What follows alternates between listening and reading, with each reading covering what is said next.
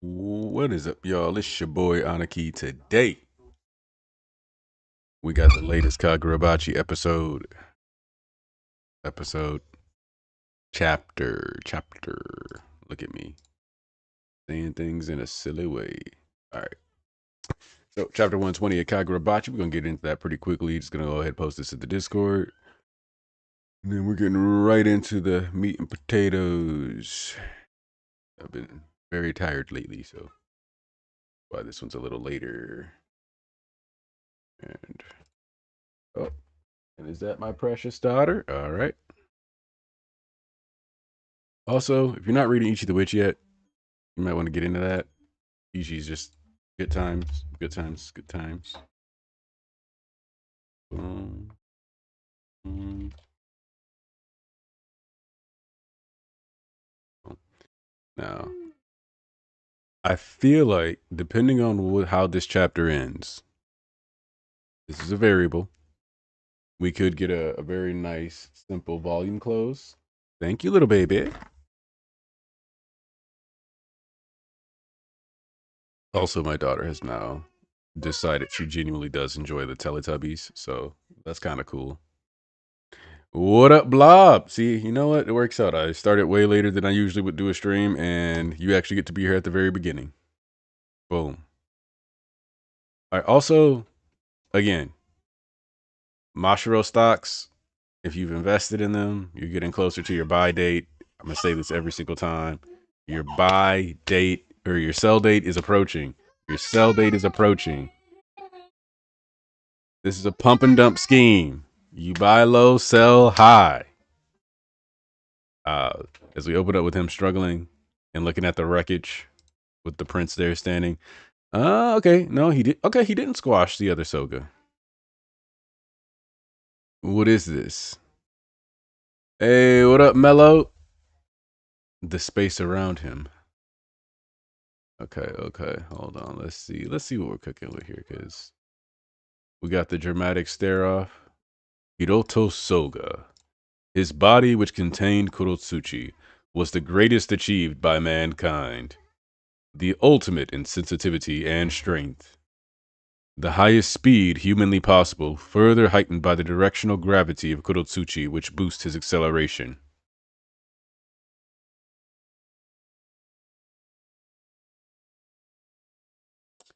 I want you to know, I looked at this next panel and immediately I just heard "Fa" in my head. Because I read all this in my dramatic narrator voice just for this man to instantly get palmed in the face and eat a mean ass. Hold up. 1, 2, 3, 4, 5, 6, 7, 8, 9. Look at this man.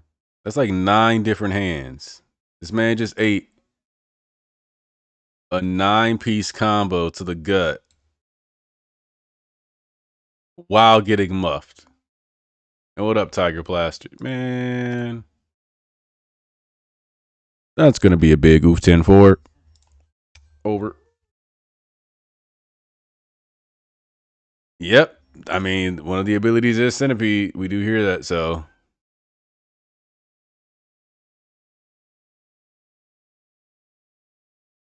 All right. We see Sheba goes to. Oh. I can't teleport him. I don't believe it. He's invulnerable to sorcery.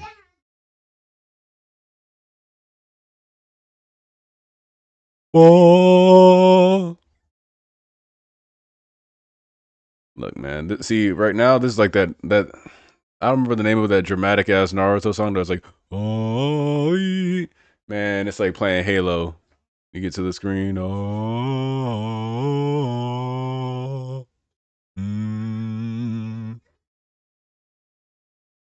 just nothing but doom. Man, what's that? The saxophone? I mean, just horrible, horrible time to be alive as these guys. I'm glad that Sheba said, "Oh, I can't move you. Time to try to save." And Sheba, hey, what's up, little baby? What's that? Who is that?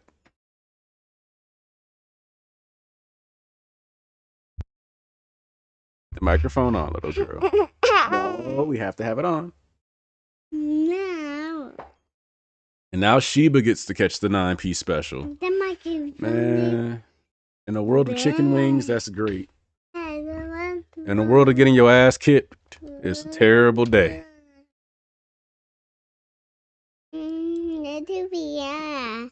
On a slime. And sent flying. On a slime.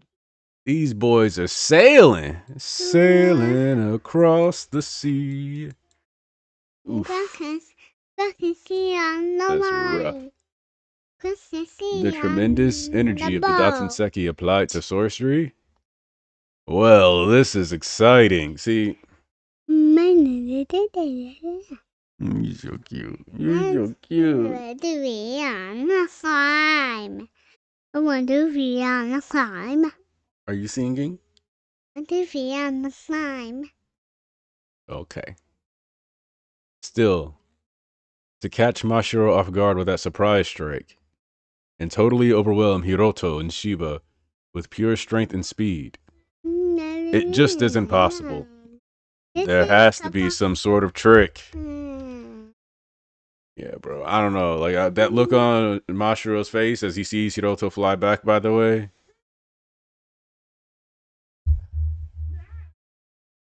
Oh.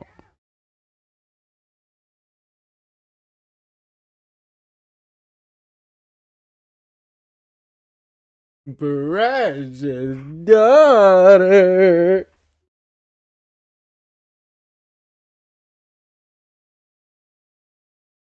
Oh, wait. The baby. Okay.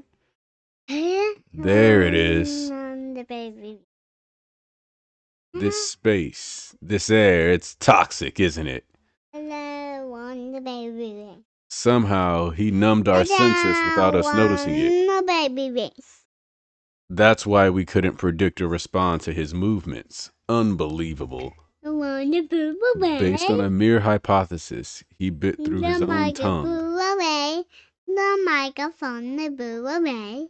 Using the pain to clear his senses and prove his theory. Hold up. Hey, what up, Cameron Bailey? Jeannie say, if nobody got me, Cameron Bailey got me. Really cat baby. Say hi, Cameron Bailey. No. No? Well, you heard her. No hi for you. Okay, so time out.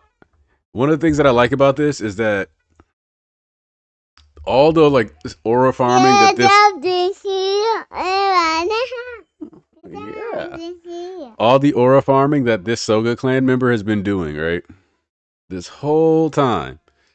He's been looking like a meathead, right? He's been feeling very meatheadish. Not like he's gonna be big braining it up out here. And this is obviously like a meathead strategy to deal with this, but for him to display like such excellent, hey, calm down, knowledge. What you doing? Just phenomenal. Hey, relax, baby. Don't hold out on us just because this is our first battle. So he's still a junkie. Show us all you got. This is the climax.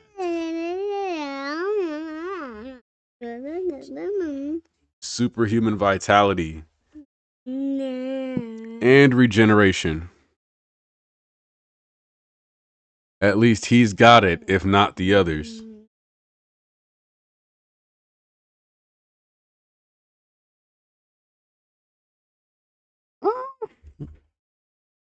The dancing hat. Dancing hat. Here, you gonna go dance with the Teletubbies?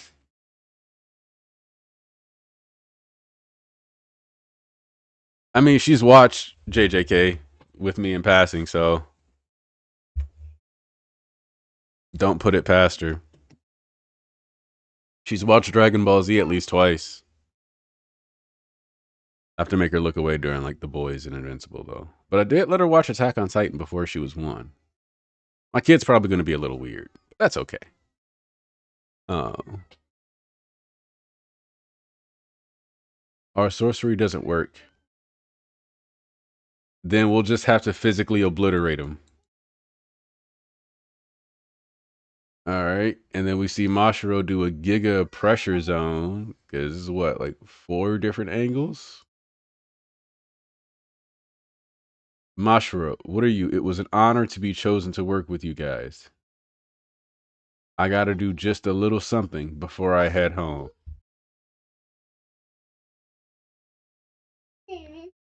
He's compressing the ironclad ship.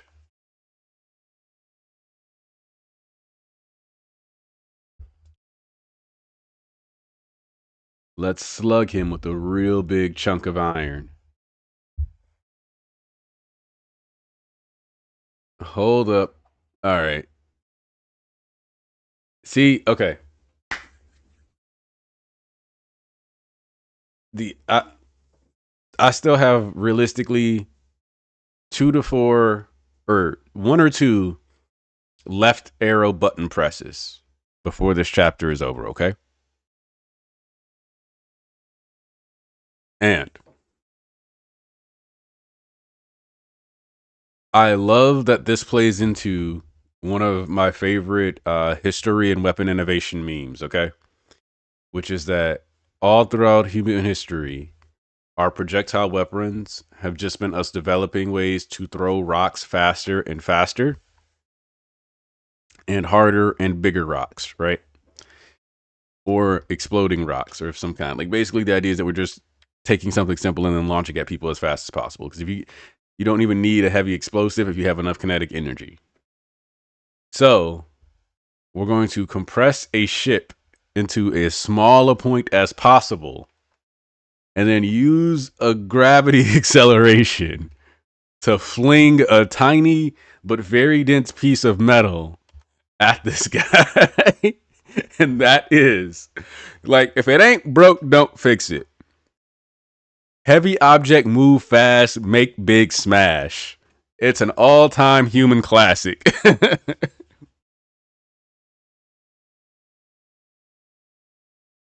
So let's see. We see he's got his arm ripped off. The hand is in his body. Hiroto, don't mind me. Yeah.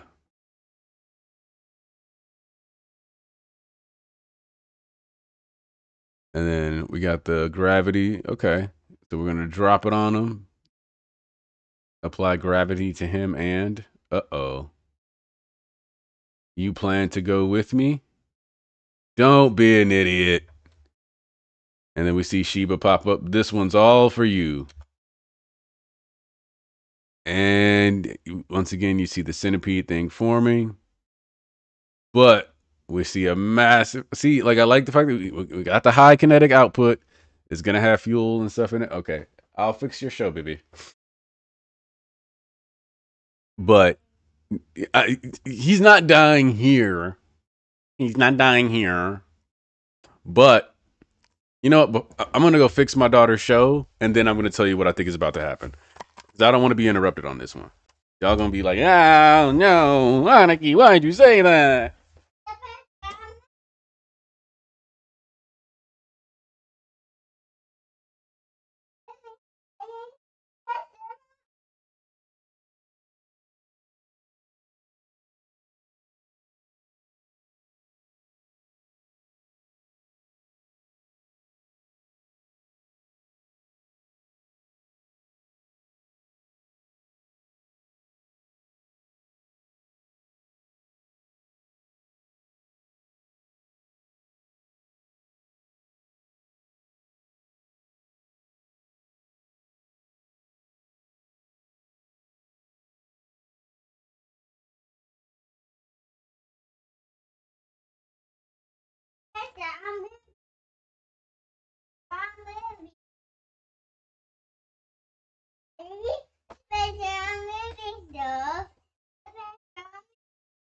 Thank you for the picture. Yeah, baby.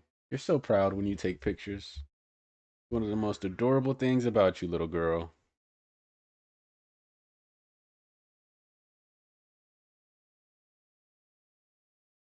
Here, take mommy's phone back. Now, I'm going to say this. All four of them have insane chemistry. They understood. Yeah, Yoshinojo did do a good job of being a decoy. And you're probably getting a meteor smash next chapter, if I'm being honest. I don't see a scenario in which this attack does what they want it to. Because again, we've seen the aftermath of the tapes. Also, this is a really good volume end. Because you're like, oh snap, did they win? Oh, okay, that's gonna be sick. Except I could also just see the next chapter being the end of a volume and where it's gonna be like, yeah, no, this did not kill him. I mean, shoot, we even have like that big black, like you assume it's the smoke trail, but it could easily be a release of dark energy. We see him forming the little centipede shells around him. Overall, I'm starting to think. I'm starting to think, and this is what I was gonna say before I got up, that the Shunichi is so powerful because it was made with the corpse of the prince. Like, I don't think it was just Datsenseki. I think there's a bit of actual organic matter in all the enchanted blades for show. And I think they, maybe not right away, but managed to get some of his DNA, leverage that, and that's how they got the enchanted blades to really go.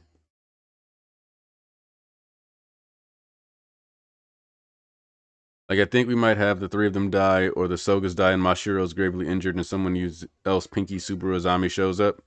We probably got one or two more chapters in this volume. Next one is going to be awesome. I look, you could end a volume here, but I do think that we're ending it on the depressing note of no, this improvised meteor attack did not work. They are going to die. And this is just like, because this is kind of one of the biggest attacks we've actually seen in the series, not counting Enchanted Blade moves, which I'm immediately, and part of it's because I've been like reading Invincible comics, but I immediately think of the Omni Man quote: "Look what they need to do to mimic even a fraction of our power." Like, yeah, you're doing all this, and what's crazy is if you show this footage to somebody during this time period in the verse, and this is probably one of the craziest sorcery texts they've seen, especially all this being pulled out for one person, getting around his magic community by using just simple blunt force with high scaling, acceleration, manipulating like high density, etc. I did think they were going to have Mashiro compress the ship a little further to just really drive home that impact. But visually, it's going to be more impressive to slash a slightly bigger meteor. So, like, if Mashiro had been able to compress that ship into like the size of a basketball, oof, sorcery can't touch the Mikaboshi elites. Probably, yeah. I'm thinking that. So, I feel like what we're going to find out is that the Mikaboshi elites have like Datsenseki like powder mixed into some of their food or drinks. And hey, yeah, no, look. Like I'm saying, we're getting to the sell point on the Mashiro stocks. Like we're getting to that sell point. You're gonna get your final dividend payout, and then those stocks are gonna be retired. You're gonna have to roll those into somebody else, and hope for the best. Now, I do think that the prince's body, like let's say they managed to, because if you told me they managed to sneak him at the end and do something crazy like um after this Shiba like teleports something up top and then drops a fucking rock on his head while he wasn't paying attention, and then when he's unconscious he's able to kill him. All right, that works. Like, oh yeah, definitely. Good idea, actually. Good call, block. Um, because uh-oh. When I look at this situation, and part of this also comes down to: are we getting more than the Irishima talks in this flashback? I think the answer is yes. Like I said before, I'm a believer that the this flashback arc is going to be pretty extensive. So I'm kind of expecting for it to be a situation where, oh boy, Princess Fussy Butt.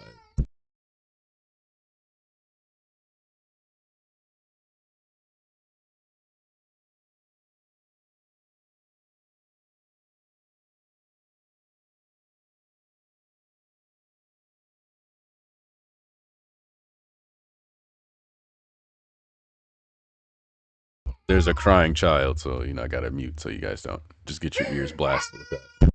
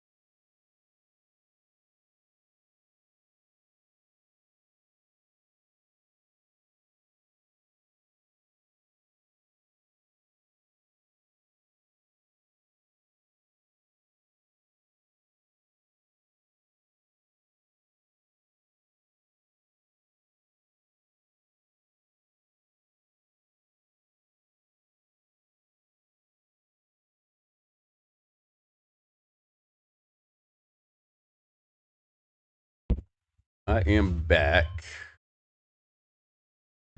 Are we officially getting the volume announcement, or not volume, the anime announcement tomorrow for Bachi? Because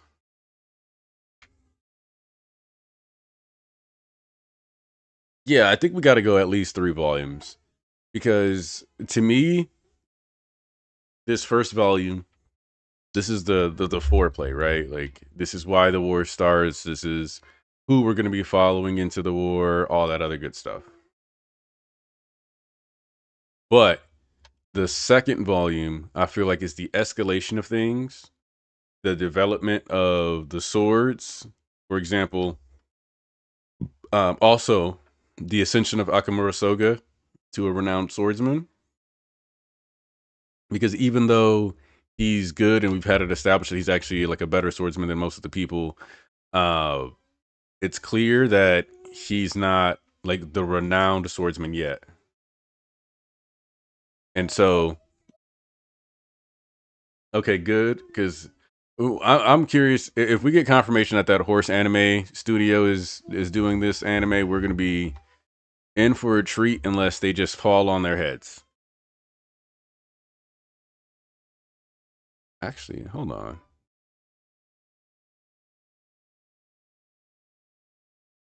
There's actually a good amount of detail inside this ship meteor, by the way. I just want to give like props to the whole team because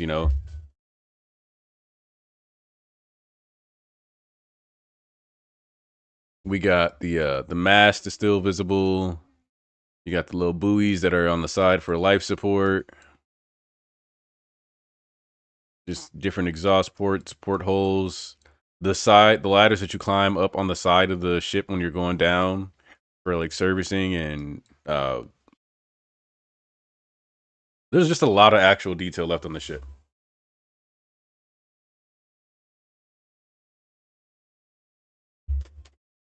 Ooh, getting a Rock Lee versus Gara slash Yuji versus Choso director. That could be really that would be really good for this series. And I had been seeing people mention the ads online about Kagurabachi having more ads and stuff everywhere. So that is kind of good to know.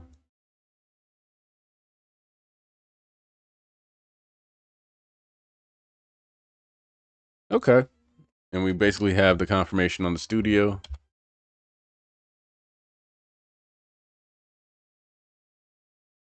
Okay. So yeah. Now, one of the things that I find kind of interesting here is that I think that we also see the cooldown of Centipede in this chapter because instead of he hit, you know, Hiroto with it, he hit Shiba with it, but then he doesn't use it. Instead just goes for like the Pierce, which I mean, he may have realized, going to the Viltrumite School of Karate Chop Action had a higher return on investment, but it's still worth noting that he chose to do it that way instead of, um, you know, trying to like punch him a bunch. Because there's probably a reason for that. Usually, with the way we know sorcery works in the series, that you can't just spam everything all the time forever. Um, but we'll see. I think that's why I think the multiple arms thing has to have like some kind of cooldown. I think that's specifically like a Datsenseki tech. So, or a Datsenteki, if you will. But what I think is happening is that the lives that go into the enchanted blades plus the spirit energy of the person kind of form like their spirit animal. And so in regards to this, we had the interesting jellyfish persona from um Hakuri's brother when he was using it. It was like the manifestation of spirit energy. But then we know that Chihiro had Enten, and they had all like three different goldfish. We know that they were attacked. We have never actually talked about what happened to the goldfish. Obviously, you could just say, "Well, they just died because they were pets." Blah blah blah. They died in the raid, but we don't know that, and they could have easily. And they talk about how, oh, like dad can't take care of things. Blah blah blah. But the whole time, it could be that the pets and things that were dying or that like he was failing to take care of were actually sacrifices for the enchanted blades. Um oh, they were shown dead? I could have sworn they weren't shown like chapter 2. Let me pull that up. Maybe I just haven't looked at the goldfish in a long time. But I feel like the animals are getting sacrificed. Bet bet. Chihiro crying. Then again, I'm also just way more tired these days, so who knows?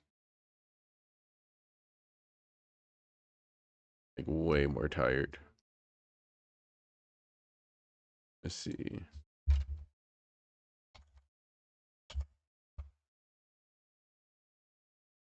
There's Kunishige.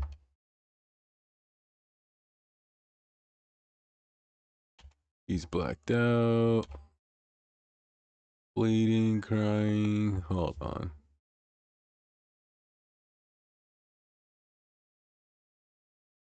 Oh, yeah, yeah, yeah. Well, actually,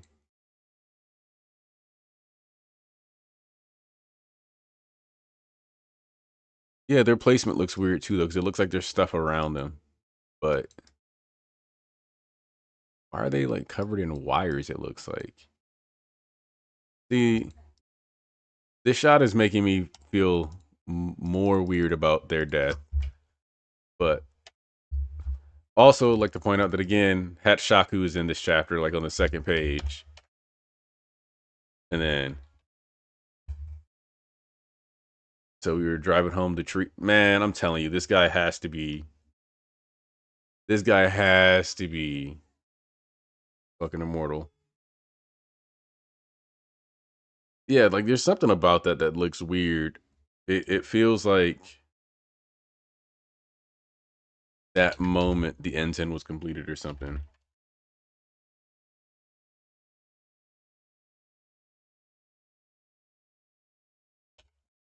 I think there has to be a reason why, because like the centipedes and stuff we saw them crunch up a bunch of bugs when they were, having their little drinky drink. So I do feel like there's some form of like life form connection to how the enchanted blades manifest. Whether that means that it's a fully deliberate process where you're sacrificing things like your Shao Tucker or not, that's a whole other thing. But I become very suspicious of how this is organized. Yeah, I'm hoping that when we get an anime, it'll actually like show us. Because it could, it could just be the plants. It's just strange. But then again, Okazano's put a lot of detail into certain things. So, and we do see Hokuto, but I just wanted to point out that on the page where Chihiro's crying that we talked about, the only member of the Hishaku that gets screen time on this specific page is Hatshaku again. Which once it, because like Yura is actually kind of not present at all in the early Bachi chapters, which adds an extra layer of intrigue for this character for me because he's not. Yeah, yeah. It's weird. Every time we progress through this story, and I think more about the beginning and all these other things, I just more and more feel like Yura isn't the main Hishaku guy, and that it's actually Mr. Hatman.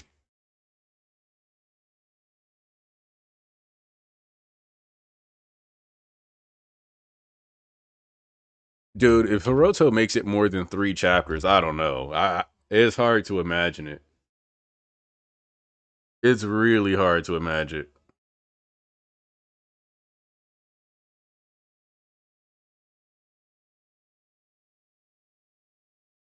Yeah, it just kind of feels like Hatshaku is there and everybody else is a part of the game.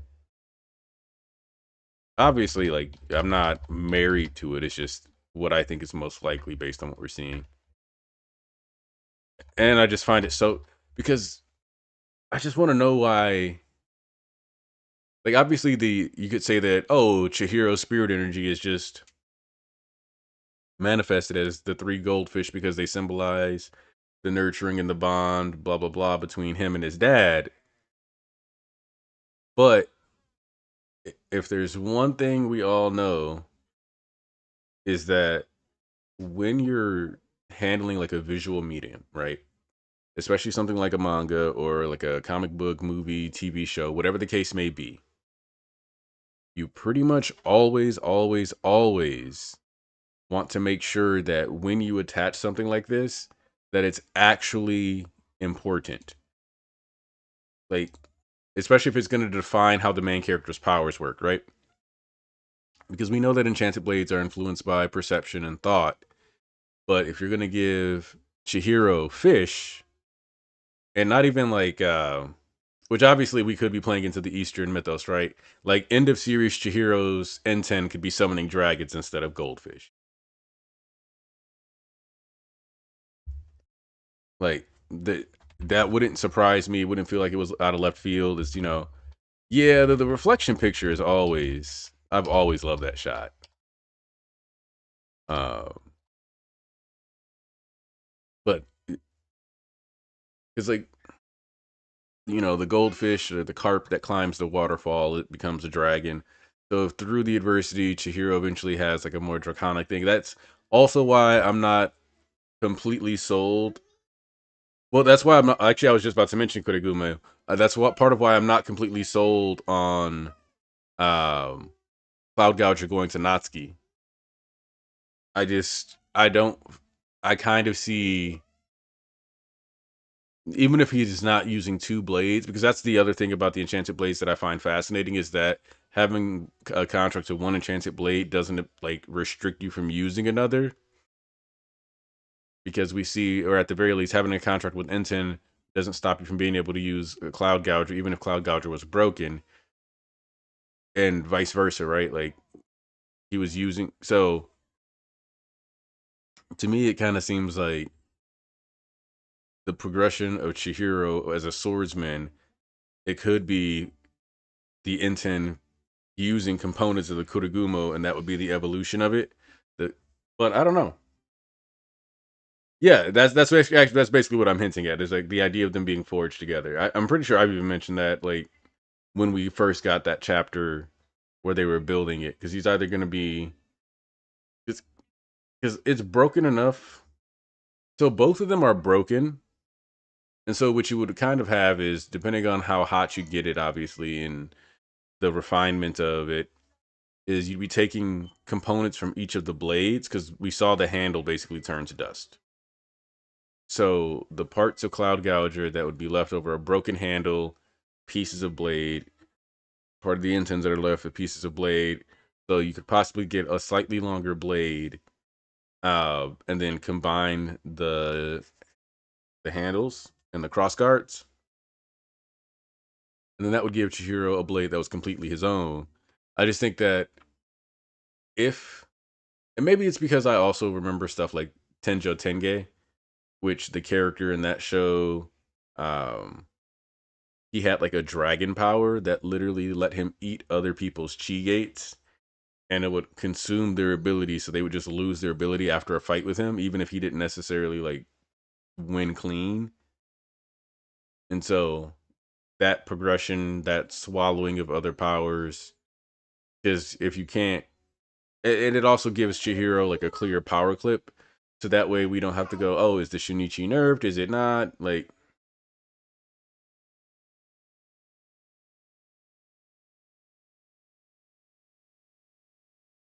so, and yeah, the very first chapter has a lot of little cool details in that. So let me see. Because yeah, I've always liked that we opened up with the forging of the blade, and then it immediately cuts to like what is the modern era of this, you know, and then we're getting more context. Which is another thing I like about the series is that like the impact of the past on the present is consistently emphasized. It's a big point. Thank you. Thank you, little baby. Actually, so the other reason why I think that Shao Tucker Rokuhira might not be off the table, if I'm being honest, is that the story kind of serves as a critique of some of the like imperialism, obviously, but then the crimes that Japan has committed. And Japan was really big into like human and life experimentation during the World War II Saigon War era. Oh, you just love to wear your dad's stuff, huh? Say, I like to wear my parents' things. So cute. You're so cute. You're so cute. You're my precious daughter.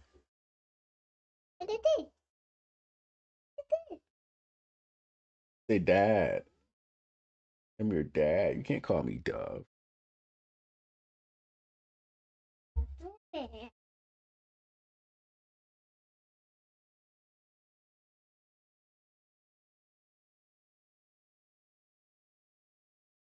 But yeah.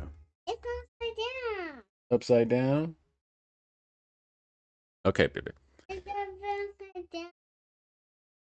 It's upside down. Yeah.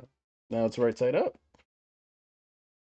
Upside down, right side up. Upside down, right side up. Upside down, right side up. Right, right, right.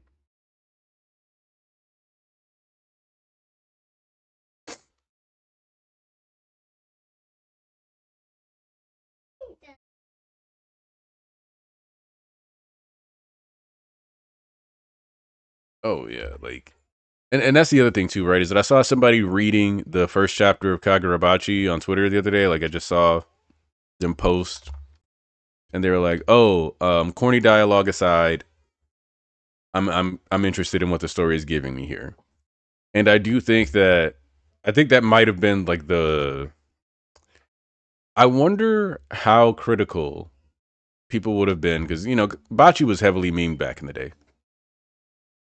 I literally have a script that I'm working on for Bachi. I've been working on it for a while. So this might actually turn into the rant about why I think this one is special. But let me see. Let me real quick just to filter this out, just so you guys can see a little more clearly. Boom. So boom, boom, boom, boom. The script that I was writing for it is called "The Manga That Surpassed Memes," right? And so I was working on this a while ago, and then I just got really busy. But it's genuinely the best way I can think of to describe Bachi, and kind of a testament to how well this series is actually written. Because when Kagurabachi was coming out, it was written off as more or less we can call it revenge slop. Like it was very much written off as like, oh, this story is just going to be some kid running around killing people for revenge. And the thing is that with Hokuzanos art style, with his combat system, he very well could have written us a story that would have succeeded in Shonen Jump more than likely, because the story is ultimately very Japanese. So I think it would have had a good resonance with the audience. And we could have taken what I call the easy route writing this, right? Okay.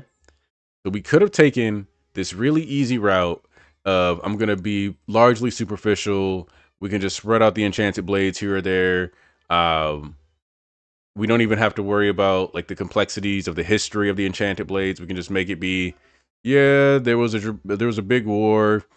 Someone attacked, stole the blades because they were nefariously evil, and then gone about our day.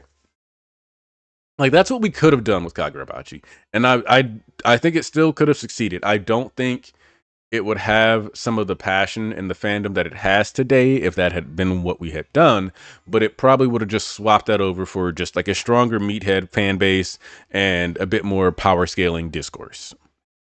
But instead, what we got was, and I think the big game changer here is like when we get to the story arc with Char, and we could have had, Chihiro be this guy who's talking about I can't let katana like slime like you like wield katana. Could have been focused very heavily on that. Could have spent all of our time on his like principles and how he enforces that, and him more or less just like catching bodies left and right, because the edge is there. The beginning of the series, he's chopping off limbs, he's chopping off heads, he's doing all this stuff left and right, very gory. It gives you the shallow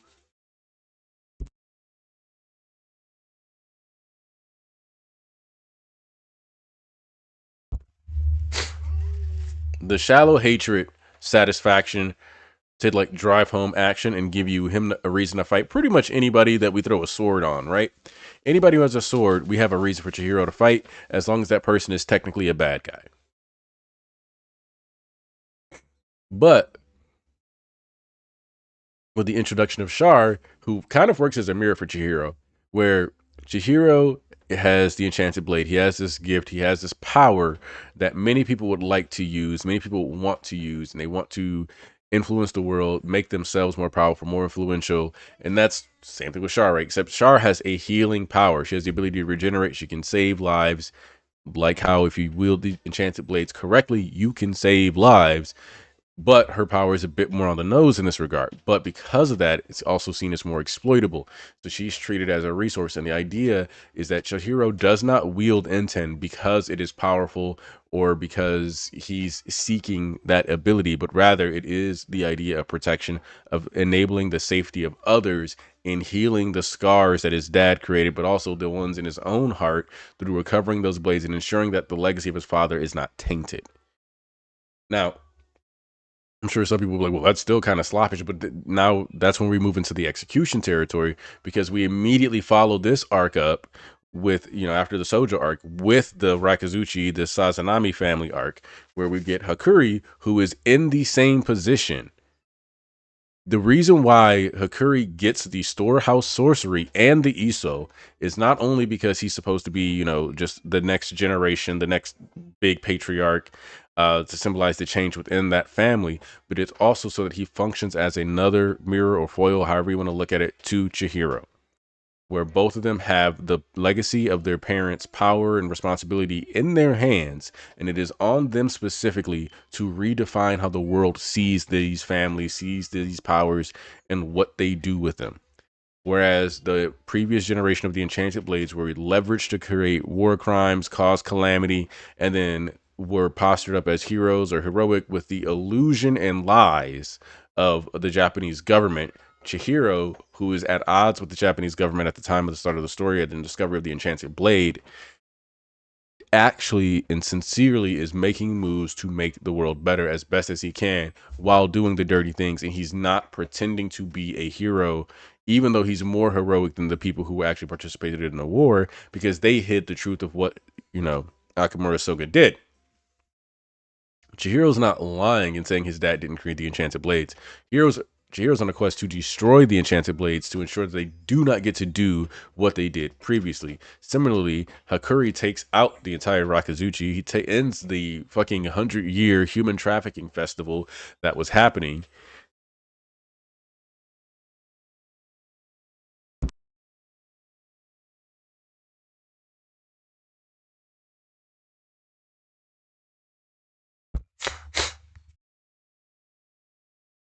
And not only does he do that, but like he takes it a step further. He shows you the power of that extremity and that dedication when he's like blowing up the estate of his own family. One of the cool things about this though is that because he overuses his power, he loses access and resets his storehouse, completely freeing the people who his dad had enslaved and then captured. This is a really cool detail actually that I just don't actively think about, and I think a lot of people don't actively think about. But narratively, having Hakuri lose having forcing him to reset his storehouse was also just a really good way to completely wipe the slate clean for all of those people, because technically everybody that he saved from his dad's storehouse, he also would have had the ability to resummon basically at any time, because he did the spirit energy bond, and once you're registered in the storehouse, you can be pulled into it at any time. So him losing all those previously set items, etc., resetting the catalog, that's just a way to show narratively that all of those people are free now. He successfully broke them completely free of the Sazanami family curse. And so when we're constantly taking these steps, we're creating cool powers, but we're also making it a point to reiterate over and over again that these people are trying to wipe the slate clean for the crimes their families committed, which is why Akamura Soga wanting to kill Hakuri is especially against the themes of the story, because he's gone out of his way to show you that Hakuri has like wiped the Sazanami family slate clean here. It makes you understand just how extreme Soga is, even if he himself doesn't understand it. As far as the themes and such go, you immediately register, absolutely not. You cannot kill Hakuri. That is not fair. And I'm a certified themes and such merchant. So this story, while being dripped out, giving us like a John Wickian manga with the crazy fish eyes lens shots, these beautiful destructive things, like even the fact that during the arc where we're meeting Samura and we're trying to get Iori, and we see it's like, oh, usually the person who's using Kumeyuri cannot wield like dead people's bodies, like organic matter, as objects with the ability for play. And it's like, oh, that's how messed up his mind is. We also get that mirror with Samura, whose guilt is so profound that his flames of healing, which you would normally associate with healing bodies, can be used on the inanimate. They are specifically designed to, again, mirror foil each other and show like Samura's care is so deep, and his love and his passion, his desire to heal and fix things is so deep that not only does he want to heal people, but he's gained the ability to heal the inanimate. While Hakuri is so lost, or Hirohuko is so lost, that his ability to manipulate the bodies extends, like he's so detached from basic functional humanity and empathy that he treats humans and bodies the same way in a destructive capacity.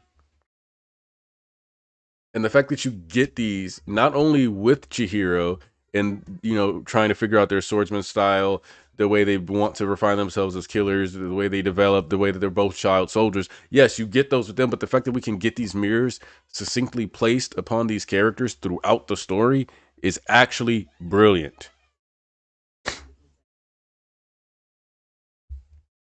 And that's why like the hotel part of that story is just so great. Like, yes, there's a whole bunch of art in that section of the story that just distracts you from how cool and like how thought out. And like even if you say, oh, I mean, I don't know, man, maybe Hakuzado was thinking about all that when he was writing these characters and like balancing them off each other. And I think he was mostly looking for the rule. The fact that I can give you this explanation and you likely don't have like a reasonable rebuttal to it is probably a really good sign for Hokusano. So this story started off as a pitch, what I like to call this is a Trojan horse manga. And one of my favorite shows of all time is Atlanta, which was a Trojan horse story where you can tell, like, if you told me, how do you think Hokusano pitched Kagurabachi to Shueisha? How do you think he pitched it to Shonen Jump? I would tell you what Hokusano pitched to Shonen Jump is I'm going to write a story about a swordsman who's just trying to get revenge on people for killing his dad. And then what he really was like is that I'm going to write a story about people chasing redemption, understanding what it takes to maybe not have forgiveness, but going after atonement, undoing the crimes that have been wrought and considered and glorified even within their culture. Because ultimately, Hakuri had no reason to see the Sazanami as wrong or the Rakuzuchi was wrong. He was raised in that. He had to look beyond the benefits of himself to see like benefits to himself that he would have gotten by enabling and supporting the Sazanami. You can say, yeah, like he was treated worse, but the thing is that if you operate under the assumption that eventually at some point during one of these ass whoopings that Hakuri would have unlocked his ability to use Iso, like just at some point it just would have happened. Maybe he would have seen somebody else get hurt and he finally would have been able to shoot an Iso, whatever the case may be. Because his ability to use the storehouse was already there. He had been accidentally storing things for years. So even if you operate under these assumptions, it's the conscious decision to move and do more than what you have to. It's looking beyond what you're. Yeah, no, like, and this is how it's commenting on Japanese imperialism, right? Because Japanese imperialism says we're going to ignore all of these crimes we did. We're going to act like Unit 731 didn't happen. We're going to act like there's a reason why I like people who say they love Japan and really are just talking about anime hate when you say Japan's done a lot of messed up stuff, dog. It has. It just factually has. And even on Twitter, you have Japanese citizens saying that they don't know how they feel about the auto translate feature because they feel like it's removing the illusion that Japan is just strictly a like kind nation. Like that's an actual thing that's being discussed. And so it's like, well, it's more important that you guys just don't say racist things than it is that you should hope that people don't find out that some of you say racist things. Like that shouldn't be the priority, but for a lot of people it is. It's the secret, right? It's just like a dirty little secret in the same way that Akamura Soga was a dirty little secret. Also, I am so sorry, Blob. I feel like this rant has turned into like 10 minutes instead of just being 3 to 5, so you're probably going to have to go through and like clip different pieces that you really like. Um but because that's the main reason I wanted to like go into the segue real quick. But the reality is that, and even now, like when we're looking at the Irishima talks and we're seeing how hard they're working, but we also understand that all of this is basically an excuse for them to just go way harder. And this is really just two people who just couldn't let go of genocidal ideation is what it's going to turn into. Akamura Soga is going to, because the Soga clan, we already know they have that same straight up conservative school of thought of superiority, elite class. We're better than other people. We don't need to associate with certain types. We see this with Chiaki basically being told not to date Kunishige. And then, of course, the Mikaboshi basically being like, yeah, we're going to take this land, this land, this land. This is the crown prince. I'm here to observe, blah, blah, blah. We see a consistent like tie to the past and not wanting to move forward as people. You'll move advanced technology, you'll make better weapons, you'll find a new dish to eat, but you as a person, you don't want to evolve. You don't want to challenge what you've been taught. You don't want to become more than that. And Kagurabachi is once again making it a point when it could just be a simple swordsman series that has magic powers. It's going and saying, I want you to think about all these things they've done in history, how it benefited the Japanese people, but how Chihiro is still sitting here and acknowledging that while this may have benefited me and may have created a society that I live comfortably within, it was still wrong. And we still need to make sure that even if there's another war in the future, I want to destroy the enchanted blades today because I don't want those. It's similar to the Geneva Conventions. You don't use nukes. That is a rule. You don't use nukes because nukes do way more than just damage a building or kill a couple 100,000 or a couple hundred or a couple thousand people. There's more than that. It creates radioactive fallout. You end up with poisoned water supplies. You end up with an increase in cancer just like across multiple areas. You have areas where you don't get to live for years, which also means killing out and damaging animal populations that are completely detached from human wars.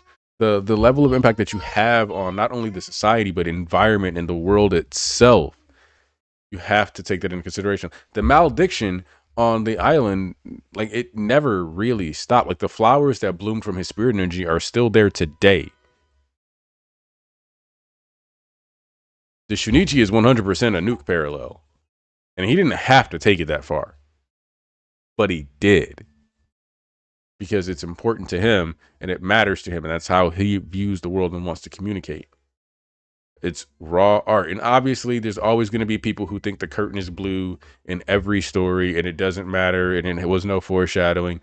And to that I'll say one of my favorite conversations that I had in my Discord server was in the Dr. Stone chat, where I was talking to my buddy Tarnish, and he goes, oh, I don't know how I feel about Senku's cape being blue. And I said to him, well, indigo dyes were a symbol of royalty in the old days. Like indigo was actually pretty expensive, so having blue stuff was a pretty big deal. And the very next week, the chapter that came out involves Senku wearing a cape, that same cape that was blue, but then a bunch of people were kneeling before him as if he were a king. And that's why, especially when people say, oh, the curtains are just blue, it's kind of one of the funniest things in the world because the color blue is hands down one of the most leveraged for artistic messaging colors in the entire world. Um, and it just kind of makes you think. So when I look at this series, manages to hit all the notes you could want it to hit on like a shallow level, right? Like you're getting cool ass shit. Like, okay, like, let's take this chapter for example. You could look at this and be like, Mashiro, we have not heard any talk of him in the future. We have not thought about how we haven't seen Kunishige bring him up. Shiba hasn't talked about him. None of these characters have mentioned Mashiro. So obviously something probably bad happens to him. And this is going to influence how Shiba interacts with the world going forward because one of his best friends is going to die at this battle. And it's going to lead to the war. And it's going to influence how Kunishige Rokuhiro approaches the Enchanted Blades. All these other things. But you can also read this chapter and be like, yo, dog, Mashiro said he was the weakest one last chapter. And now he's compressing the ship. Aura, he's got a hole in him and he's about to put a hole in this nigga. Aura. You can do that. You can engage with art that way. It's just kind of a boring way to do it. And actually, I don't even say boring. It's just a less stimulating way and it's harder to appreciate. But it's done so well that you definitely get to appreciate it. You definitely can. Like even the centipede, right? We could look at this as one of two ways. We could just look at him like, oh, like he's hitting people with this flurry of blows. But I'm like, oh, wait, is this the centipede ability? Is this another manifestation of that? He's getting, I'm like, he's getting 9, 10 blows off. He's basically got 10 arms on his right side. If I counted that right, let's see again. 1, 2, 3, 4, 5, 6, 7, 8, 9. And then his main arm, actually, there's a 10th one. So Sen, like, kind of have that up to 12. He's basically got like 12 arms in one shot. And we don't even know how that's possible. And you can look at this. Oh, is this just like a speed line? Is this like a replication of arms ability? Like you get all that good stuff going. And you to think about that. You could just be thinking about it, but it's like, okay, but what bugs did they consume? He consumed centipedes. We see that the other one was using the bee, so we see how much all this conflict and this battle, this specific tape, influences the creation of the Shunichi specifically, and the malediction and how that works, and why this battle specifically is the template for the first blade and how to utilize the Datsenseki. But you could also just look at this and go, "Damn, he whooped that nigga's ass." And the whole point of emphasizing the gravity manipulation, the physical form, is to remind you that these people are crazy powerful. They are so strong. But the point of this flashback is to let you know just how big of a deal the Datsenseki is, because everybody's still gassing the Shiba to the high heavens to this day, even though we don't see him fight like that. We never get to see him fight on screen. But we know the enchanted blades are a way bigger deal. But we've seen Cloud Gouger dismantle a bunch of people. And we've seen Chihiro, right? I think that's the other thing about this too, right? We've seen Chihiro have a lot of battles, but Chihiro is very green, and the story tries to make it a point to tell you Chihiro is very green. He's very new at this. Like he's true to this, but he's new to this in relation to a lot of the people he's fighting.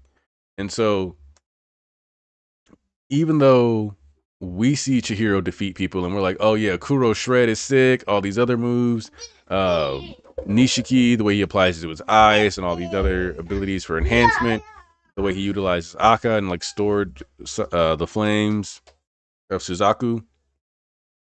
And you know, he actually stored a centipede, I believe, at one point, all kinds of stuff like that. It's still important to note he's new to this. And whatever, so like the scale we just saw with this 3-4 man attack combo to drop a meteor, you have to realize that wasn't enough to win the war.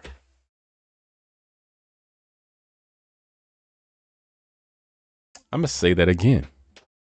We just saw a 4-man combo that basically turned into dropping a meteor on an island, and we know factually, without any questions, without any doubt in our minds, as long as we actively think about what we are engaging with here today, that that is not enough to win the war. You had to make the enchanted blades.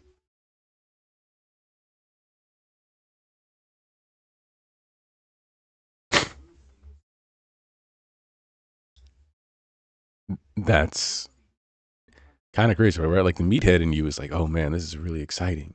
The meathead in us is like, yeah, this is a really good. This is going to be sick. The power scaling is going to be off the charts. This is going to be astronomically like, boom. We're going to just be rocking shit out.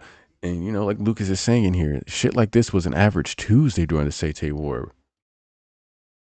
Also, Lucas, I know that you chose Tuesday because of the famous Bison quote, and I appreciate that as a man who was once a top 100 Street Fighter player on Xbox Live.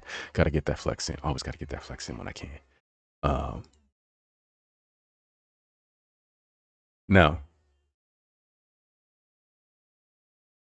that said, the way that this has gone, I, what I'm looking forward to most is that we're very clearly going to have to get to a point where Shiba is going to have to like more directly engage in combat, because he's basically consistently painted as the pinnacle of sorcery.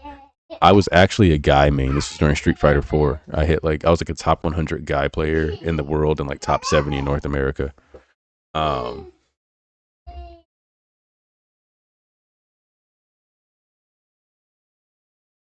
and so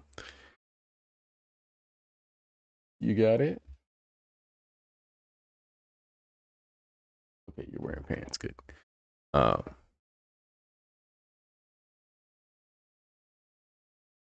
but yeah, like you just when you see this, it's like, whoa.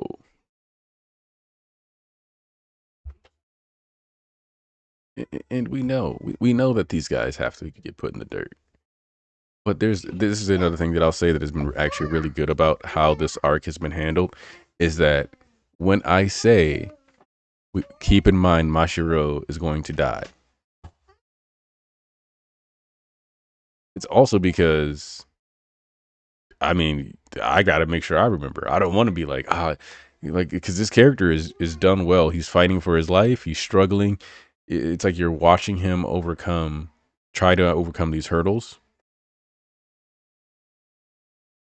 and there's a part of you that without thinking about the future, when you just engage with the story in the moment, you're like, yeah, this kid can live. He can do it. He's going to make it. And that's a beautifully crafted narrative right there. That's how you know that his story, his journey is being handled well. Because you're rooting for him even though you know he loses. And that's one of the most important things about a flashback. You want to make sure that you feel engaged with the characters even when you know they're going to die. Like Kiroto, we haven't seen anything about him. Nobody's mentioned him. He isn't one of the blade bearers, so we know that he has to be dead because the level of sword play that's displayed here, how strong he is. But it we have all these reasons to be like, damn, he's really cool, he's really strong, he should be able to deliver. We know, we know he dies, but we're still invested in the moment because the moment is beautifully written.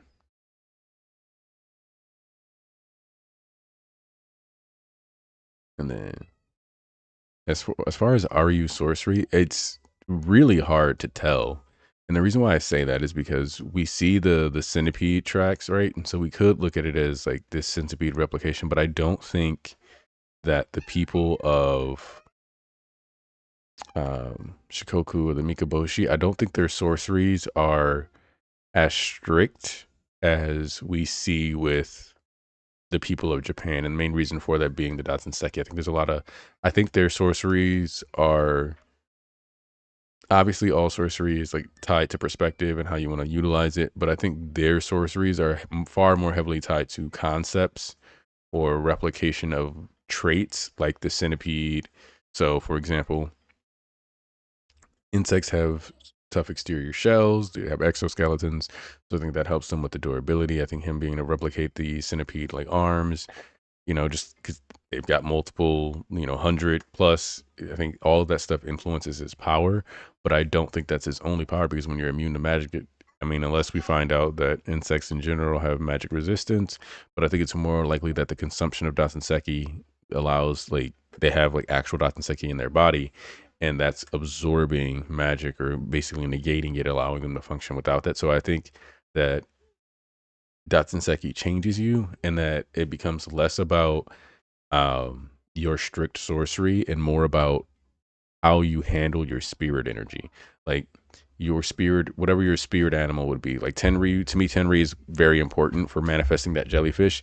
Your spirit energy animal thing, whatever you want to call it, is going to be far more important when you're utilizing Datsenseki materials than for the average sorcerer who has like a specific thing. But if you could think about it, even Daruma, the guy with the bombs, I would say that like he probably didn't necessarily choose to make his bombs have those face. Those are probably just like a manifestation and reflection of his like spirit energy.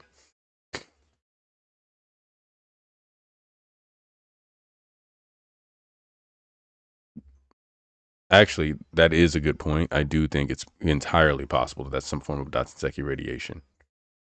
Uh, it would actually be I don't want to say it'd be the most logical conclusion because poison can just be like a magic ability, and I'm a fan of when that is the case. Like it's entirely possible that's just how it is, right? Like he just has like a magical poison built in. But I think that if Datsenseki radiation is a thing, it would make sense because I feel like with the enchanted blades being analogous to nuclear weapons, it would just make sense that Datsenseki has some irradiating properties of some kind, similar to uranium.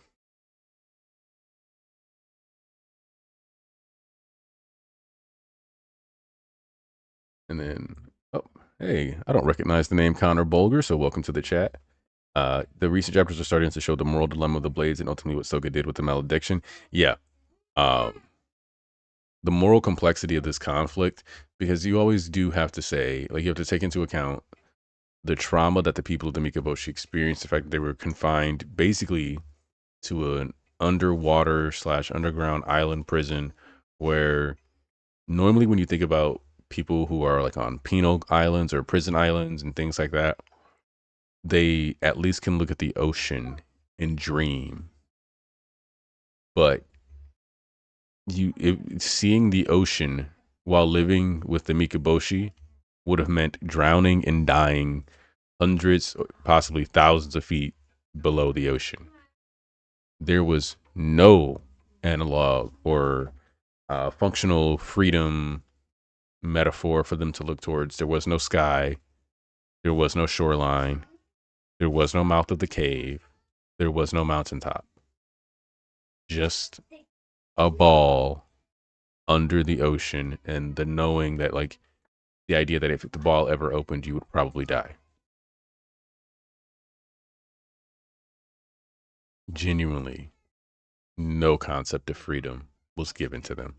And so their reaction, their anger, their hostility, it does come off as pretty justified, right? Like, there's not a whole lot you can say to be like, well, I think they should have just showed up and been cool with Japan. I don't know, man.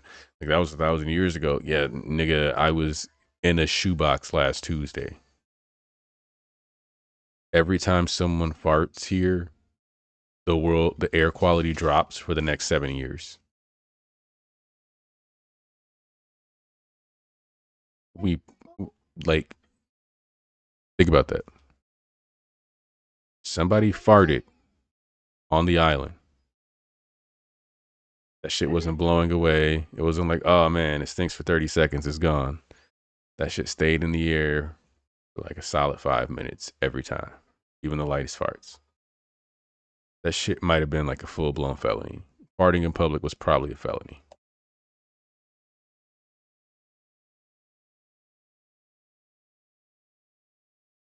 I hope we get to see the internal politics of the Mikaboshi. Knowing how it ends, there had to be conflicting opinions on the expansion slash reparations. Oh, most assuredly, because like I said, based on what I've seen, there's like a 95% chance that there was a heavy classist structure within that. I don't think there's any reason to believe that the Mikaboshi wouldn't have had a classist structure.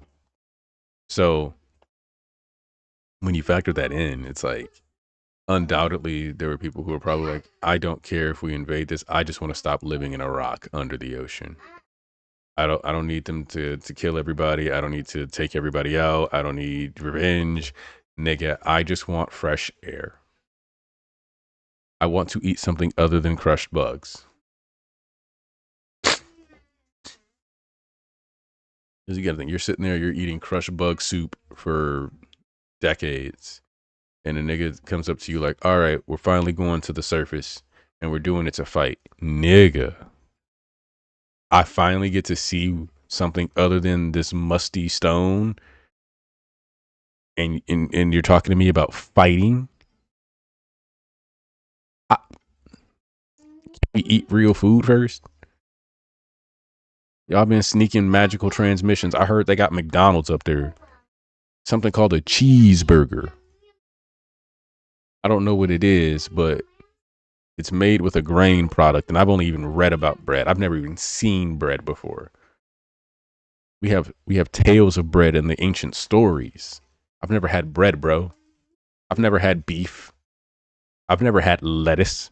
I've never had a tomato. The what was that called? Bacone? Yeah, never had that. And you want me to go to the surface to fight a nigga? If you don't quit playing with me and go get me a bacon cheeseburger with extra barbecue sauce, whatever the fuck that means.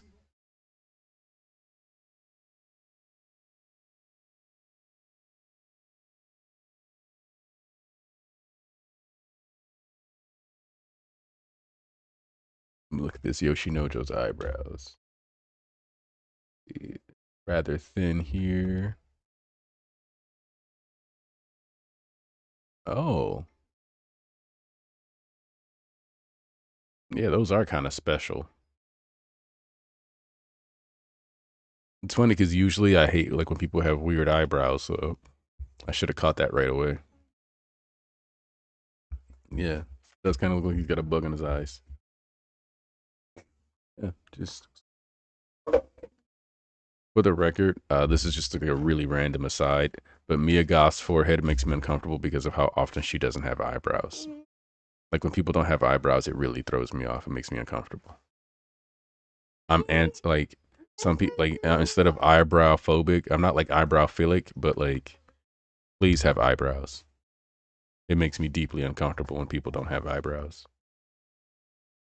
And the TV to be say. The Teletubbies are on the TV, baby.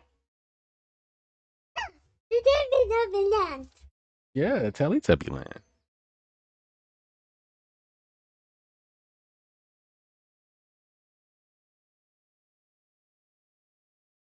And like, okay, even if you don't want to go with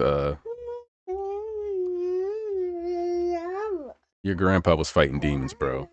I genuinely hope he's in a good place now. Cause if you want to be on stream, Genie, you gotta have a coat on, okay? I trust my audience, but there's weirdos in the world. Can't just be out here in a pull up.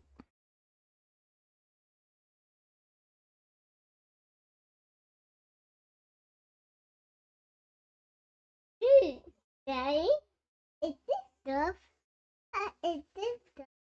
Those are elephants and lions. Actually, those are tigers.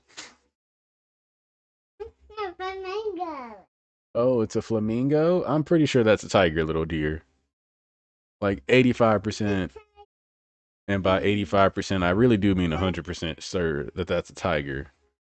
And those are penguins.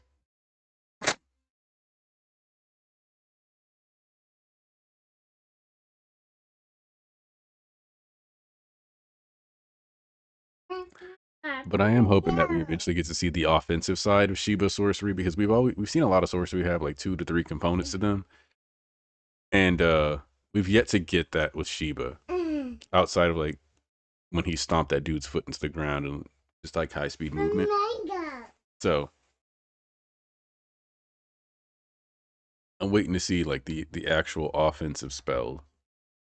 He's got to have at least one, right?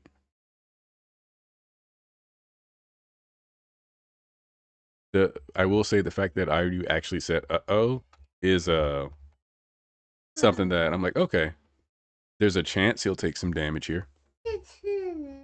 I just think that the amount of damage he's going to do in retaliation is probably going to be far more. Um,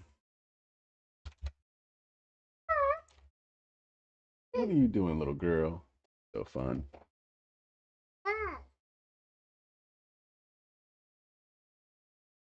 See, because I'm finally following more Kagurabachi folks because I was involved in a bit of the mass followings. Um, I'm seeing more stuff, so I have to stay off Twitter on the days until I do my streams, which is what I used to have to do for My Hero. So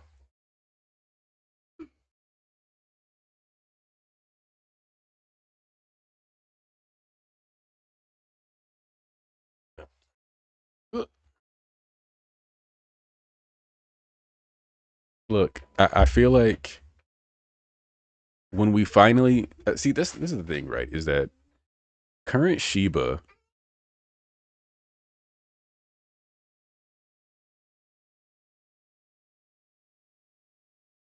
Blob, are you starting a Shiba's a fraud agenda? Because that's what this sounds like. This sounds like Shiba fraud agenda.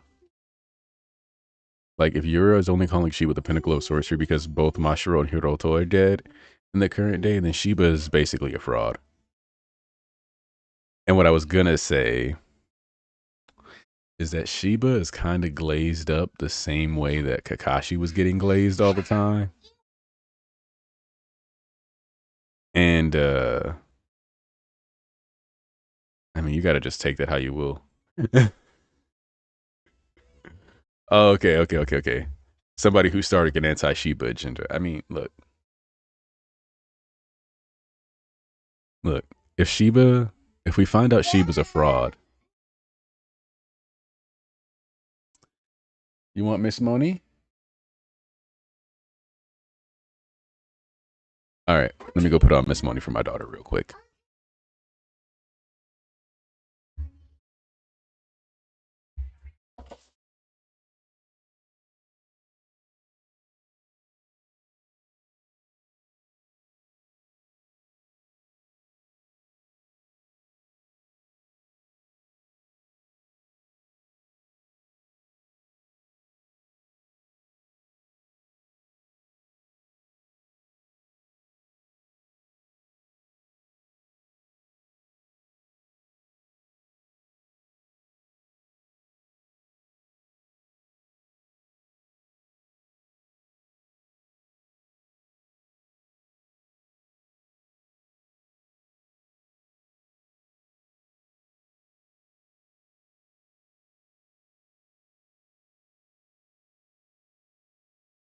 The first time Kakashi gets to show off is against Zabuzama Mochi, the demon hidden in the mist.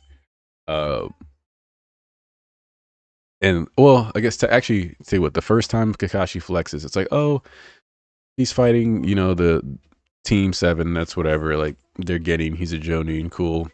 We see a gap here. I'd say his first real flex is when they were leaving the village with the bridge builder, and then all of a sudden, they get jumped by these Chunin, and Sasuke like kind of does some stuff to them, but then Kakashi just like one shots both of them, and then you get his fight against Zabu Mochi, where he's fucking put into a prison ball, and then he gets to actually show out with the Sharingan, but then he's like, incapacitated for like a week. So, I mean, it's crazy to think that if the Hidden Mist Village came out today, within the first like 13 episodes, Kakashi would have been fighting fraud allegations. I'm not gonna lie. Agenda is crazy these days. Holy shit, man.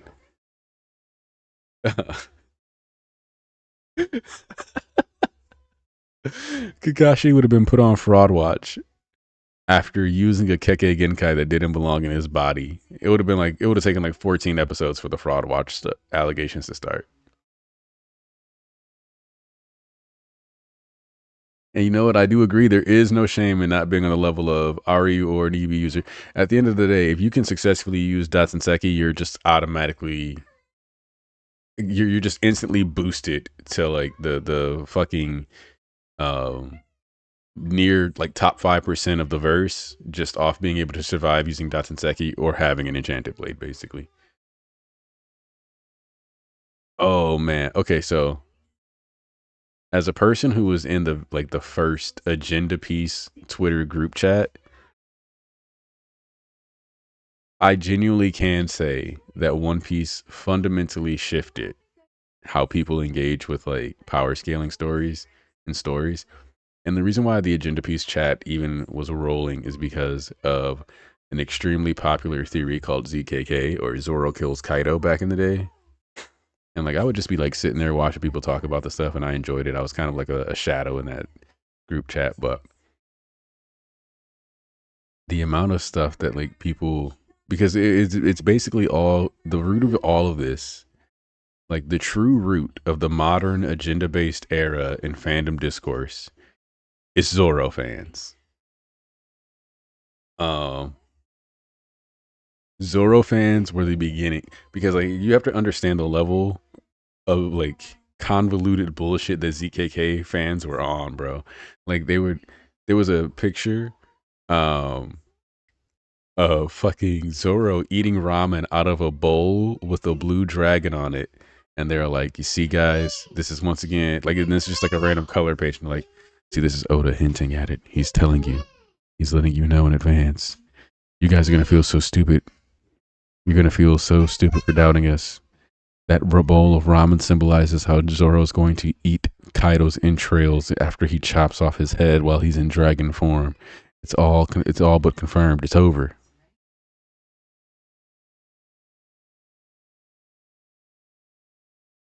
It's like, oh, and everybody was like, look, bro, your theory is cool, like as an idea on paper, but that's not how Oda writes One Piece. And like, he's gonna change this time. he's gonna change the way he writes his stories. It was like, he's probably. We were like, look, if he's gonna change anything, maybe we'd get like King versus Queen, but we're not getting Zoro killing Kaido, bro. Like, he's not gonna have Zoro kill the main villain. They're like, no, like Luffy's gonna still beat him, but then Zoro's gonna like janitor the kill because Kaido's gonna get back up after Luffy won, and then Zoro's gonna sneak him with the sword and he's gonna cut his head off. It's like, yeah, that's how it's gonna be. And it's like, so Zoro's gonna be a KSer janitor. That's what you got going. They're like, no, that's not what we're saying. We're saying that he's gonna. It's like, bro, he's not gonna get to kill Kaido. It's not gonna happen. Actually, ZKK was so powerful that I remember before One Piece Stampede came out, because one of the matchups that was announced was Zoro versus Fujitora, and people were saying like, "Oh yeah, Zoro's like officially on the level of an admiral." And keep in mind that at that point, Wano hadn't even actually ended yet. They're like, "Oh, Zoro's on the level of an admiral. He's so powerful." Blah blah blah. I had a dude be like, "Oh, if you were here right now, I'd punch you in the face. He's gonna win so hard against Fujitora. He's gonna do this." Da da da da da. And then like when Stampede releases, Zoro versus Fujitora literally ends with Fujitora dropping a meteor on Zoro and walking away. Zoro trying to use slash the meteor, failing to stop it, and then Mihawk cleaning it up.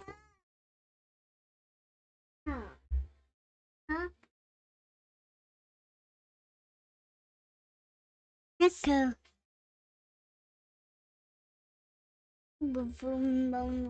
So I do think the one thing that I can give Azami here. What are you doing, little baby? You're jacking on. So the one thing I can give Azami here is that no. His sorcery doesn't make him useless in this fight though, because his sorcery allows him to kind of more or less at least punch this guy in the face, and depending on how fast everybody's supposed to be. You singing the Monster Truck song? Oh my goodness, you're so cute.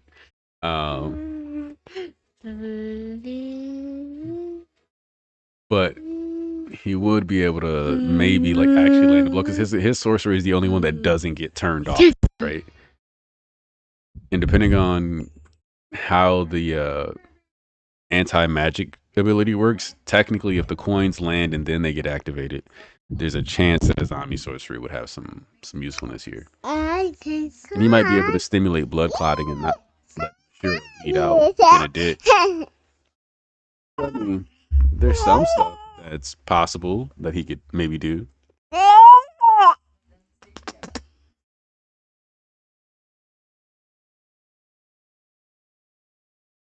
But also this is that's the like the annoying kind of power scaling, because yes, Mashiro has his ship ball, but the question here is, does Mashiro get to make a ship ball against Azami?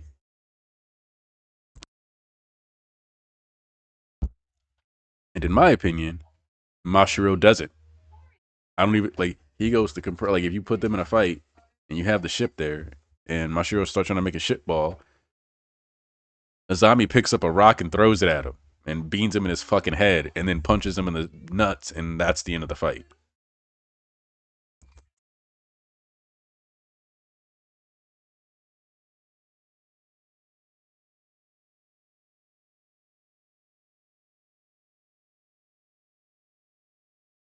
Like, there's more than just, and this is the thing too, is that matchups matter a lot more than power scalers will ever acknowledge.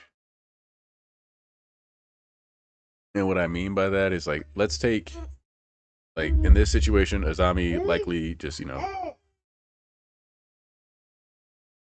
mean, I don't think Azami actually gets to do a lot here, but if physicality, like, for all we know, physicality could actually do more damage than we realize, since he couldn't just pull his arm out of, um, I'm blanking on the mustache man. Uh, I really gotta like stop blanking on names in this series. It's so weird. It's like my brain is just filled with too much stuff. Um, But like like the dude with the high battle IQ, like he couldn't just pull his arm out of him after he stuck it in him and he was held in place. So there's actually a viable argument for them being able to just overpower him physically. It's just a matter of whether or not you think overpowering him physically is going to matter or do enough damage.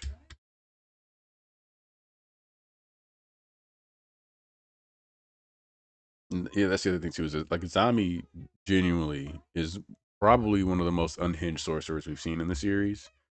Especially when you factor in that he's like a top tier. He's considered a top tier fighter with just like basically static coins. Like yeah, but that's the thing, right? Like matchups matter. So for example, and I'm gonna use One Piece again, just because this is one of my favorite examples of like how power scaling, the way power scalers do it, a lot of the times just doesn't functionally work. Um, Charlotte Cracker is going to take over almost any island a lot faster than Charlotte Katakuri. Charlotte Katakuri in a 1v1 is a pound for pound better fighter than Charlotte Cracker. But Cracker has the ability to do the Biscuit Army, and he can just generate like 500 fighters. Cracker does not have to fight you 1v1. He has a way to bypass that weakness. So sometimes you just have like you like Hiroto scales over most people. He probably like even without okay, so this will probably be controversial, but I think Hiroto Soga could possibly beat Enchanted Blade Soga or Sojo. Like I don't think that's a ridiculous thing to say. It just doesn't matter because they're never gonna fight each other. And the person he's fighting here actually has true mastery over their Dasanseki versus beginning of the story Sojo.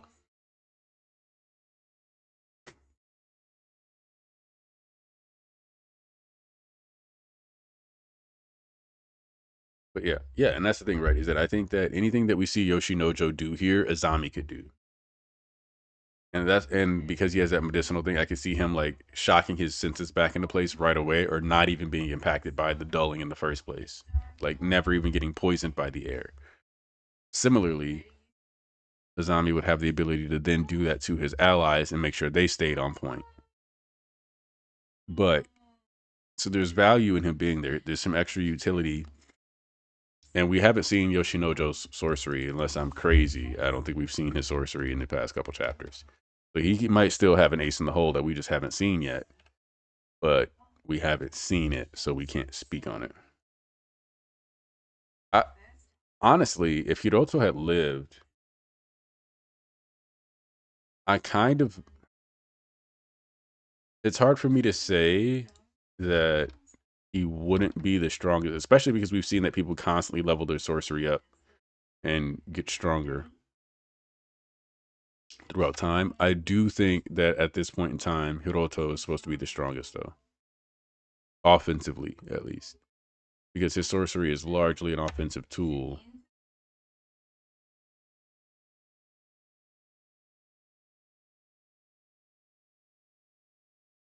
So yeah. Uh, that said, Shiba could be the strongest and just have a very conditional situation where we get to see that.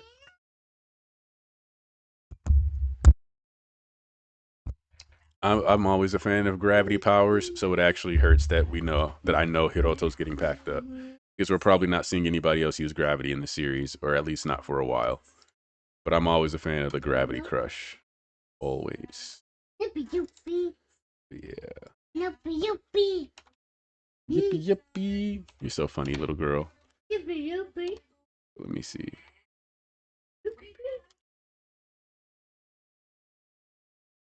Also, think it's interesting that we have for a character that's very symbolic of Japanese's power, the Japan's power.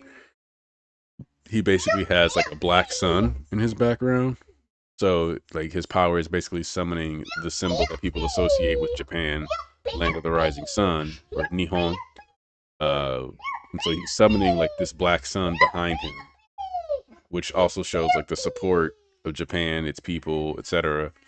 And then using that to boost acceleration, movement, all those. So just like shifting gravity, which really just means he's like falling at like a fast rate to fight people, right? He's falling for movement, and that's why when what's it called, Eden Zero came out, I was watching that anime just because I was like, well, the main character's got gravity powers. I'm watching.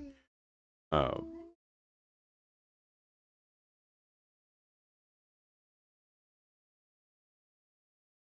so yeah,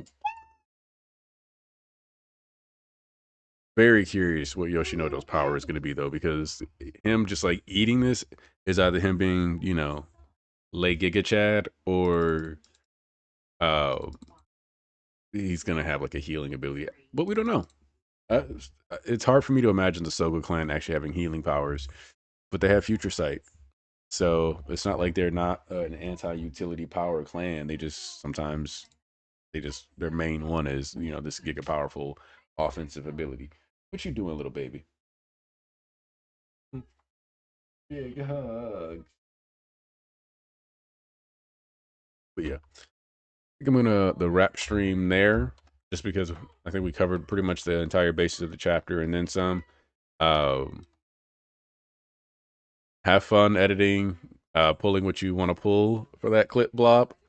Uh, I think we get more Kunishige and Chiaki after this because they're going to be comforting Shiba and the fallout of whatever happens to Mashiro. Because I think Mashiro's death is kind of going to be one of the big catalysts. So, one of the big catalysts for them getting together. Like, oh, we just lost one of our childhood friends. Man, fuck all that bullshit they're talking about. Oh, you're not good enough. You're not pure, but fuck it. We're together. Uh, as far as about a pull up, oof. I'm gonna be real with you. Um, if anybody is pulling up, okay. So here might be a hot take. Azami could be in the pull up party and basically be like show up and help stabilize people. Uh, so we're gonna have him stabilizing, Shiba stabilizing whoever he can to keep them from dying. And that, I mean, this could also be the part of the story where Azami was originally studying the medicine. Like these events could easily be the catalyst for Azami becoming a brawler. So like I could see him pulling up to try to save people's lives, failing and being like, I want to be there on the front line, similar to how Tsunade developed the 100 healings jutsu so that she could be on the front line. Um, because Medical Ninja had to, basically sit back and they couldn't be on the front line and people were dying or they were getting taken out because they didn't know how to fight. So, I mean, we could have a bit of that in there, like the medical fighter to offset the trauma of losing the friends. But we could see that. We could have that happen. That'd be a good way to cook, in my opinion. Uh, oh yeah, we're gonna get so like I genuinely think the most we get is like a safety crew, um, and trying to get people pulled up before like get. Basically, I see it being an extraction mission, a debrief, and then we start getting like down to the real nitty gritty of no, we need to make something with this dots and sex. We need to make something and we need to take them out. So, but see, the hard part is that because it's a 2 week break, and I don't think this fight ends with the meteor drop. We basically have to process however the rest of this fight is going to be.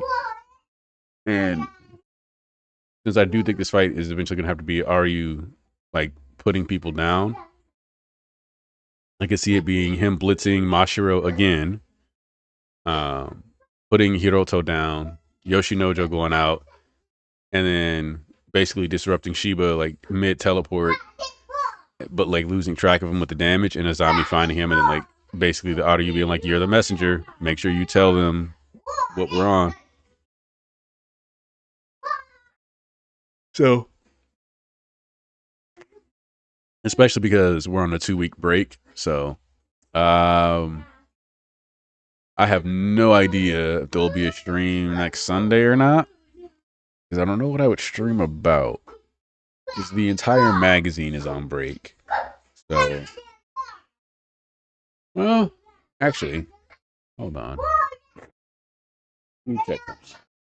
Maybe next week, if possible, will be the day that well, the odds of me having the time. Maybe I'll just work on that script a bit more about Kagurabachi. Who knows?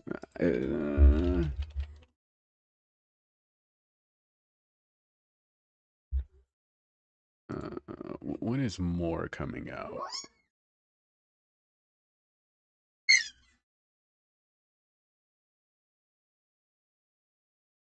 Oh, hold on.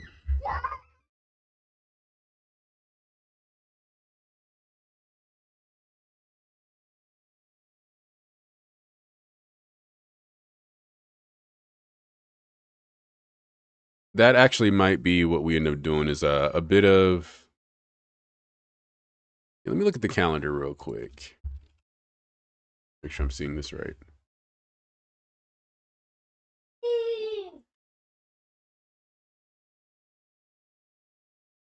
Because, oh, yeah. All right, so next week's stream will probably be Kagurabachi anime plus the new My Hero episode because we're getting the final chapter that was added in the volume. Because this was originally like a mainly My Hero channel, so you can tell when you look at the banner at the top of my screen. Uh, but yeah, or when you look at here, this banner. Wait, no. I want you off on. But like there's a bunch of My Hero characters here for a reason. So it'll probably be a little bit of that.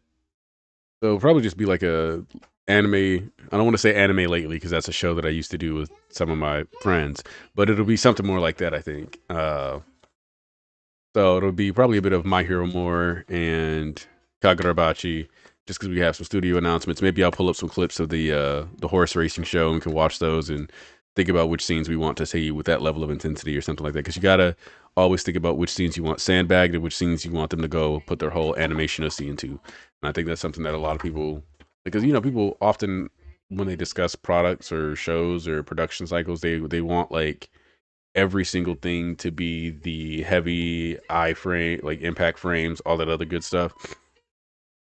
It's like, well, we don't have infinite time, so some things aren't going to be as crazy. The thing is about like, so we could discuss like whether or not, especially if they tell us how many episodes we're going to have, then we can really have a conversation about chapter allotment, episode pacing, what we think would be good for the show, what we think could be bad for the show, what could hurt it.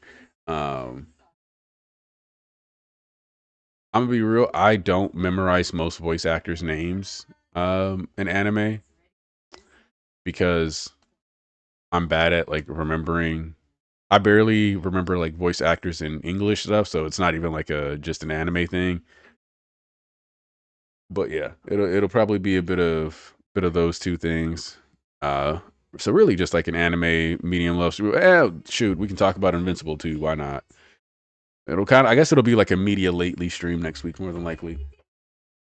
And we'll see if anybody feels like hopping on to talk about different things. We can do that too. It's been a while since I've had a big group stream, so we'll see. Uh, Appreciate everybody who came through.